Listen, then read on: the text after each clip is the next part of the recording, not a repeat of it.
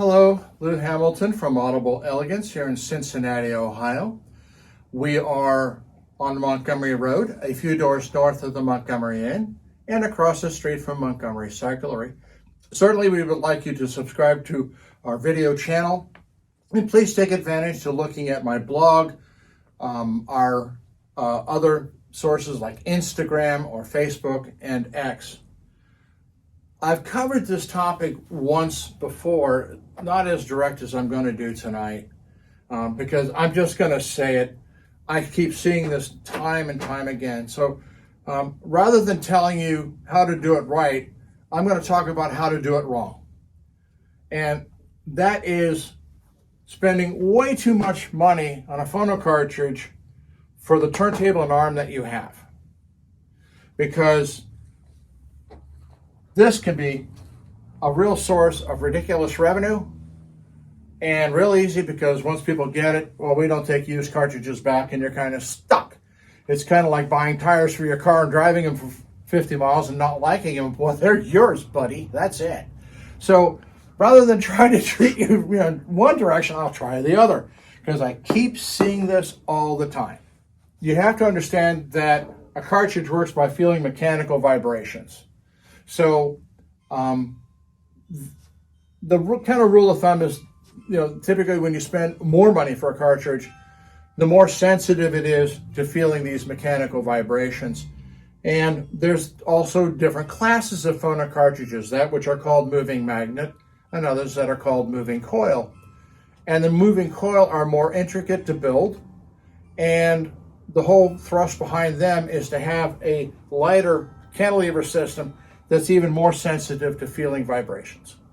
But you got to keep in mind that it's not only going to feel, the good ones, kind of like bands and stuff like the good vibrations, but it's also going to pick up the bad.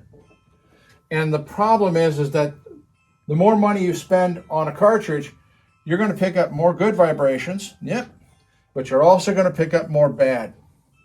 And these can be really annoying.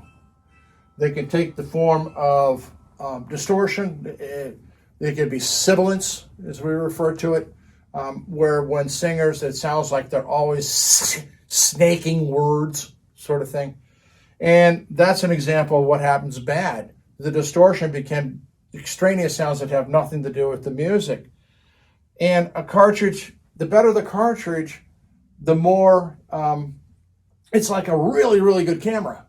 It's getting all the detail and everything. So that's why they spend a lot of money, I suppose, on the makeup of actors, so they can cover up all the blemishes, because otherwise the cameras would catch it. Okay? I mean, let's be honest here.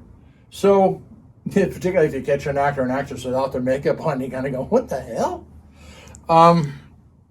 It was a good spoof, by the way, in one of the Academy Awards or something, where they put absolutely terrible makeup on people to show how makeup is a big factor. Well, the same thing holds true in phono cartridges and such, as, it's going to reveal the bad. So you're better off with a lesser cartridge, less money. You don't get as much good, but you're not getting as nearly the quantity of bad. And, if you've got, a $300 to $500 turntable, your range is really about $100 in today's prices. I can't believe what cartridges sell for anymore. Anyway, if you start spending, $500 or $600 for it, that's way too much cartridge for the turntable. It's just going to sound terrible. It'll drive you crazy. It really will. I mean, I had enough experience with it. I've taken probably, if I use current prices, a $27,000 turntable and put a $100 cartridge on it, and versus a let's say a $22,000 turntable with a $5,000 cartridge on it. And in fact, this one sounds better. This one allows that little cartridge to do as good a job as it possibly can. Now, by the way, the numbers I'm using here are Lynn turntables. Somebody in England said these things are selling for ridiculous sums of money. You know, I was selling them when they were $1,000 to $1,500. So that I guess shows my age. But the better the arm and the better the turntable, the better performance you're going to get out of less expensive cartridges.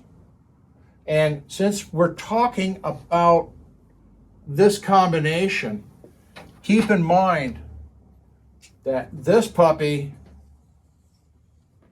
has a 400 to 600 hour life expectancy at proper performance. It may still work after that point, but you're not talking best performance anymore. So you're talking about something that is a consumable. So you're constantly going to be feeding this dog, whereas these are constant. Unless, you know, you drop the turntable or do something unfortunate, like we did a video on what happened to somebody's turntable that was unfortunate. We just had another one in here, a small Riga this past week where somebody broke the leads in the tone arm off at the head shell. And there's no rewiring that. Anybody who talks about rewiring tone arms is an idiot. That's just a nightmare on the bearings. But the arm itself was junked. So we tried to come up with a new arm for him. He didn't want to spend the money, so there you go, whatever.